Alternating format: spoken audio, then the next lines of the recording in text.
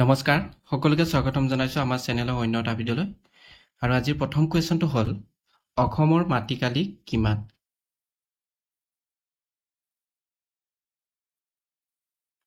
শুদ্ধ অপশ্যনটো হ'ব অপশ্যন বি ৭৮,৪৩৮ বৰ্গ কিলোমিটাৰ অসমৰ মাটিকালি হ'ল ৭৮,৪৩৮ বৰ্গ কিলোমিটাৰ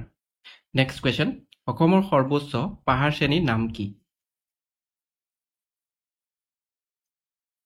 শুদ্ধ অপশ্যনটো হ'ব অপশ্যন ডি বৰাইল পাহাৰ অসমৰ সৰ্বোচ্চ পাহাৰ শ্ৰেণীটোৰ নাম হ'ল বৰাইল পাহাৰ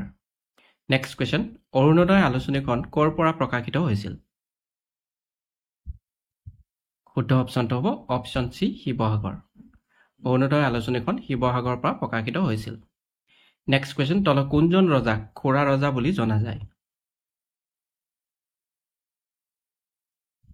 শুদ্ধ অপশ্যনটো হ'ব অপশ্যন এ সুখামোপা খোৰা ৰজা বুলি জনা যায় নেক্সট কুৱেশ্যন ৰাষ্ট্ৰীয় যুৱ দিৱস কোন তাৰিখে পালন কৰা হয় শুদ্ধ অপশ্যনটো হ'ব অপশ্যন বি 12 জানুৱাৰী তাৰিখে ৰাষ্ট্ৰীয় যুৱ দিৱস হিচাপে পালন কৰা হয় নেক্সট কুৱেশ্যন বাথৌ পূজা কোনটো জনগোষ্ঠীয়ে পালন কৰে শুদ্ধ অপশ্যনটো হ'ব অপশ্যন এ বড়োসকলে বাথৌ পূজা বড়োসকলে পালন কৰে নেক্সট কুৱেশ্যন শেহতীয়াকৈ অসম বিধানসভাৰ নতুন ভৱন কোনে উদ্বোধন কৰিছে শুদ্ধ অপশ্যনটো হ'ব option D Om Birla next question চিপাহী বিদ্ৰোহৰ তাৎক্ষণিক কাৰণৰ লগত জড়িত ব্যক্তিগৰাকী কোন শুদ্ধ অপশ্যনটো হ'ব অপশ্যন এ মংগল পাণ্ডে চিপাহী বিদ্ৰোহৰ তাৎক্ষণিক কাৰণৰ লগত জড়িত ব্যক্তিগৰাকী আছিল Mangal Pandey next question Hindu view of life পুথিখন কোনে লিখিছিল শুদ্ধ অপশ্যনটো হ'ব option D Sarvepalli Radhakrishnan next question স্বাধীনতা আন্দোলনৰ সময়ত অসমৰ স্বৰাজ পাৰ্টীৰ সভাপতি কোন আছিল শুদ্ধ অপশ্যনটো হ'ব অপশ্যন এ তৰুৰাম ফুকন স্বাধীনতা আন্দোলনৰ সময়ত অসমৰ স্বৰাজ পাৰ্টীৰ সভাপতি আছিল তৰুৰাম ফুকন নেক্সট কুৱেশ্যন কোনজন আহোম ৰজাক ভগনীয়া ৰজা বুলি জনা যায় শুদ্ধ অপশ্যনটো হ'ব অপশ্যন বি জয়ধ্বজ সিংহক ভগনীয়া ৰজা বুলিও জনা যায় নেক্সট কুৱেশ্যন অসম সাহিত্য সভাৰ বৰ্তমান সভাপতি কোন শুদ্ধ অপশ্যনটো হ'ব option B doctor Suryakanta Hazarika অসম সাহিত্য সভাৰ বৰ্তমানৰ সভাপতি হ'ল doctor Suryakanta Hazarika next question Mumbai stock exchange কেতিয়া স্থাপন কৰা হৈছিল শুদ্ধ অপশ্যনটো হ'ব অপশ্যন এ 1875 চনত মুম্বাই ষ্টক এক্সচেঞ্জ স্থাপন কৰা হৈছিল 1875 চনত নেক্সট কুৱেশ্যন তিনিওখন ঘূৰণীয়া মেচ মলত উপস্থিত থকা ব্যক্তিগৰাকী কোন শুদ্ধ অপশ্যনটো হ'ব option A doctor B R Ambedkar তিনিওখন ঘূৰণীয়া মেচ মেলত উপস্থিত থকা ব্যক্তিগৰাকী আছিল doctor B R Ambedkar next question হৰ্ষচৰিতৰ ৰচক কোন শুদ্ধ অপশ্যনটো হ'ব অপশ্যন ডি বানভট্ট হৰ্ষচৰিতৰ ৰচক হ'ল বানভট্ট নেক্সট কুৱেশ্যন কেৰালাৰ ৰাজধানী চহৰ কি শুদ্ধ অপশ্যনটো হ'ব অপশ্যন এ তিৰুৱনন্তপুৰম কেৰালাৰ ৰাজধানী চহৰখনৰ নাম হ'ল তিৰুৱনন্তপুৰম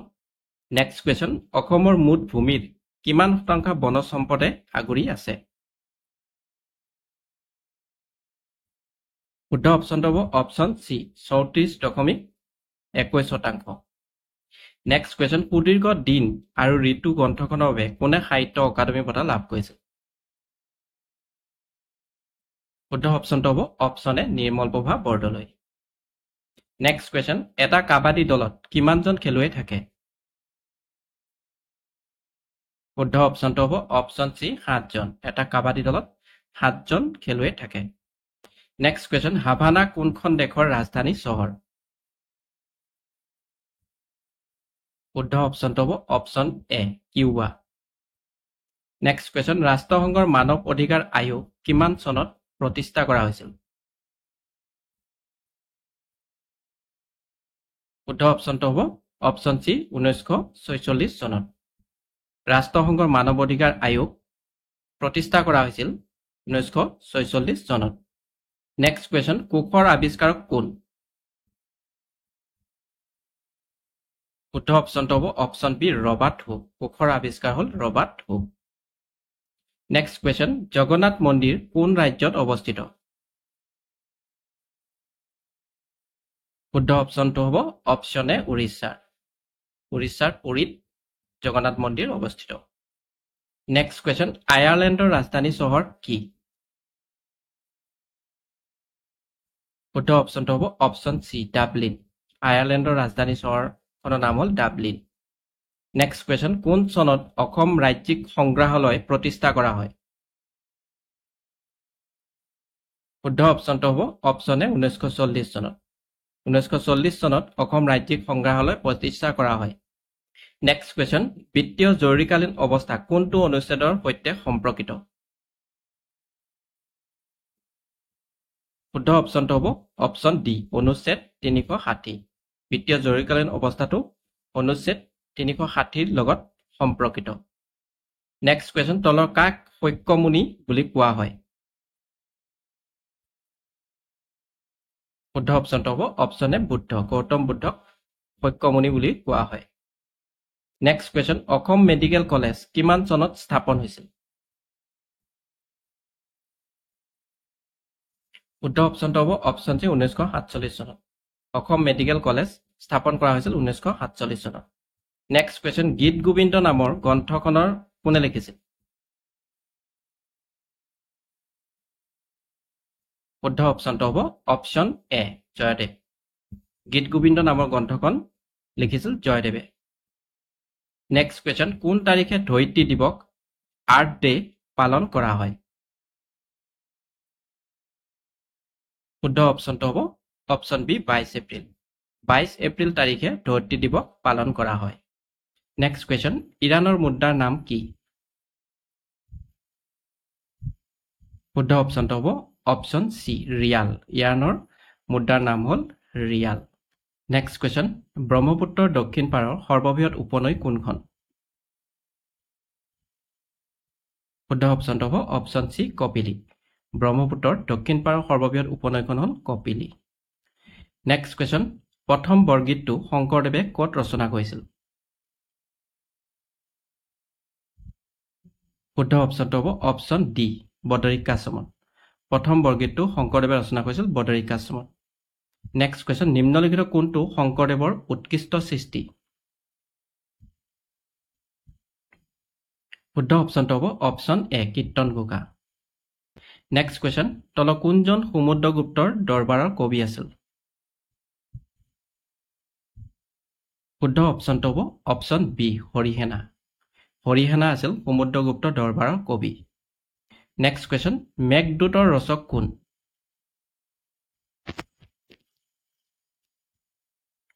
শুদ্ধ অপশ্যনটো হ'ব অপশ্যন বি কালিদাস মেঘদূতৰ ৰচক হ'ল কালিদাস নেক্সট কুৱেশ্যন আত্মীয় সভা কাৰ দ্বাৰা প্ৰতিষ্ঠা কৰা হৈছিল শুদ্ধ অপশ্যনটো হ'ব option D Raja Rammohan Roy next question Kalinga যুদ্ধ কেতিয়া হৈছিল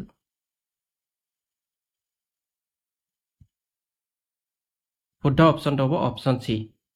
261 BC নেক্সট কুৱেশ্যন বিশ্ব গ্ৰাহক দিৱস ৱৰ্ল্ড কনজিউমাৰ ডে কেতিয়া পালন কৰা হয় শুদ্ধ অপশ্যনটো হ'ব অপশ্যন এ 15 মাৰ্চ তাৰিখে বিশ্ব গ্ৰাহক দিৱস হিচাপে পালন কৰা হয় নেক্সট কুৱেশ্যন পশ্চিমবংগৰ ৰাজধানী চহৰ কি শুদ্ধ অপশ্যনটো হ'ব অপশ্যন ডি কলকাতা পশ্চিমবংগৰ ৰাজধানী চহৰখনৰ নাম হ'ল কলিকতা নেক্সট কুৱেশ্যন ভাৰতৰ কোনখন ৰাজ্যত আটাইতকৈ দীঘল ঘাইপথ আছে শুদ্ধ অপশ্যনটো হ'ব option C Uttar Pradesh next question বিশ্ব স্বাস্থ্য দিৱস কেতিয়া পালন কৰা হয় শুদ্ধ অপশ্যনটো হ'ব অপশ্যন চি 7 এপ্ৰিল তাৰিখে বিশ্ব স্বাস্থ্য দিৱস পালন কৰা হয় নেক্সট কুৱেশ্যন ধনী কবি বুলি কোনজন অসমীয়া সাহিত্যিকক জনা যায় শুদ্ধ অপশ্যনটো হ'ব অপশ্যন বি বিনন্দ চন্দ্ৰ বৰুৱা